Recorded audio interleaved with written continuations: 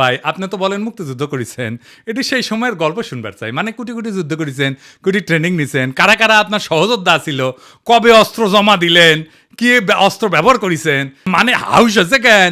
পাকিস্তানের উপরে যেমন বিলা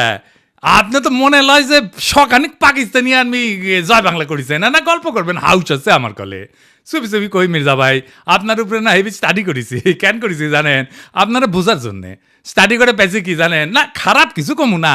আপনার লাইফ হিস্ট্রি কিন্তু ইন্টারেস্টিং আপনি ঢাকা কলেজের ইকোনমিক্সের টিচার হিসেবে ক্যারিয়ার শুরু করেন শিক্ষকতার ক্যারিয়ার পরে ঠাকুরগাঁও কলেজে ইকোনমিক্সের অধ্যাপক ছিলেন খুবই জনপ্রিয় টিচার ছিলেন ছাত্ররা আপনার ক্লাস করার জন্য উন্মুখ হয়ে থাকতো মার্শাল্লাহ